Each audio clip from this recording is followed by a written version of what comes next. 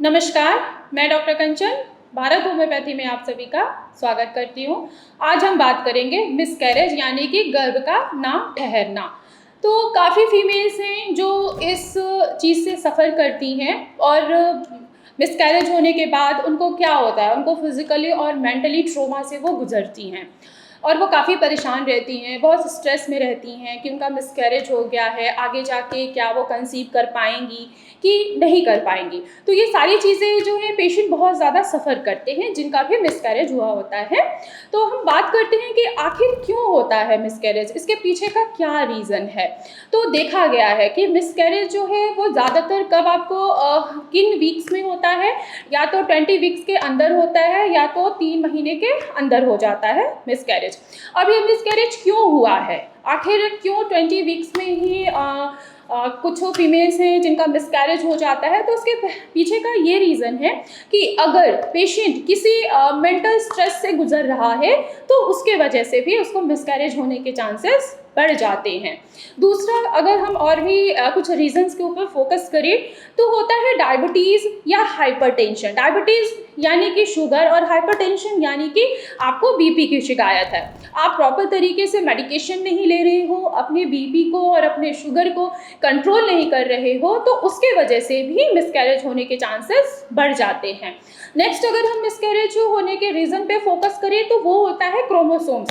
Chromosome में किसी तरीके की इंजरी होने की वजह से या क्रोमोसोम्स जो है वो या तो उस पर इंजरी हो गई है, उसके वजह से भी मिसकैरेज होने के चांसेस बढ़ जाते हैं।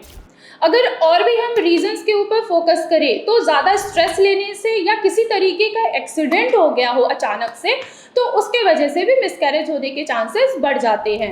या सर्विक्स यानी कि बच्चेदानी का जो मुंह है या वो तो बहुत ज़्यादा कमज़ोर है, या वहाँ पे बहुत किसी तरीके की इन्फेक्शन हो गई है, टॉर्च इन्फेक्शन भी कहा जाता है, जिसमें वायरल इन्फेक्शन भी आता है। अगर आप ड्यूरिंग आपने कंसीव किया है और उस टाइम पे अगर आपको किसी तरीके की इन्फेक्शन हो गया है, चाहे फीवर हो, चाहे जुकाम हो या खांसी हो गई हो, काफ़ी लंबे समय तक ये चल रहा है, तो उसके वजह से भी मिसकैरेज होने के चांसेस बढ़ जाते हैं।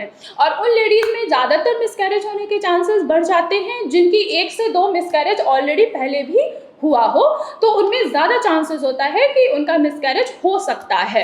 आइए अब जानते हैं कि मिसकैरेज होने के क्या सिम्टम्स होते हैं। अगर आपको वो सिम्टम्स पता है तो आप अपने डॉक्टर से मिलके अपने मिसकैरेज को रोक सकते हैं। अब सिम्टम्स क्या होंगे कि आपको आपके लोअर एब्डोमेन में पेन हो रहा है, जैसे कि पीरियड्स के दौरान होता है, या ड्यूरिंग प्रेगनेंसी जो सिम्टम्स आते हैं जैसे कि जी मिचलाना, उल्टी होना, कमर में दर्द होना, पाँव में सूजन हो जाना, या आप देख रहे हो कि आपको स्पॉटिंग हो रही है हर 1 से या 2 दिन बाद, और जो स्पॉटिंग हो रही है उस ब्लड का कलर क्या है, ब्राउन कलर का है, तो आप अपने डॉक्टर से मिलें और उनको बताएं कि आपको ये सारी प्रॉब्लम्स आ रही हैं। तो डॉक्टर क्या करेगा आपका कि आपको अल्ट्रासाउंड करेगा।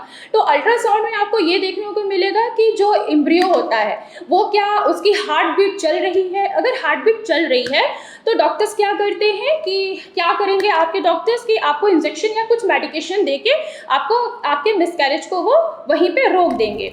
अगर एम्ब्रियो का हार्ट बीट जो है वो बिल्कुल स्टॉप हो गया है, वो सुनाई नहीं दे रहा है, तो आप समझ जाइए कि आपका मिसकैरेज हो चुका है। तो ये सारे सिम्टम्स हैं जिनके बेसिस पे आप पहचान सकते हैं कि आप अपने मिसकैरेज को भी वहीं पे रोक सकते हैं, अगर एम्ब्रियो की हार्ट बीट प्रॉपर तरीके से आपको सुनाई दे रही है और एम्ब्रियो आपका जिंदा है।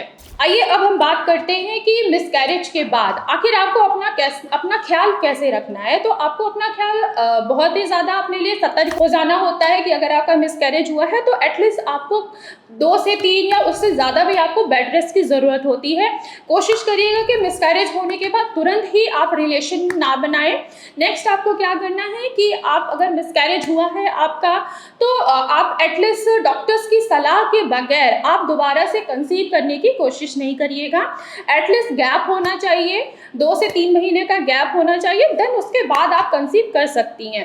कुछ फीमेल्स की ये धारणा होती है कि एक बार मिसकैरेज हो गया तो क्या दोबारा से हम कंसीव कर पाएंगे कि नहीं कर पाएंगे। तो इसके लिए आपको अपने डॉक्टर्स से मिलना होता है। आप अपने डॉक्टर्स के पास जाइए, वो आपको बताएंगे कि आपको किस टाइम पे रिलेशन बनाना है कि जिससे आप कंसीव कर सके और आपका मिसकैरेज ना हो पाए।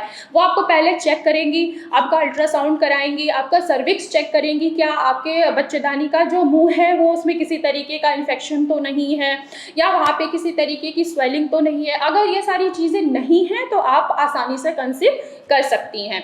तो मैं आशा करती हूँ कि आप लोगों को समझ में आया होगा कि मिसकैरेज आखिर क्यों होता है। जिनको भी मिसकैरेज हुआ है वो स्ट्रेस नहीं लें, ज़्यादा सोचें नहीं, दोबारा से भी आप कंसीव कर सकती हैं डॉक्टर के सलाह पे। तो आज की वीडियो में बस इतना ही, तब फिर मैं मिलूंगी आपको नेक्स्ट वीडियो में। तब तक के लिए धन्यवाद।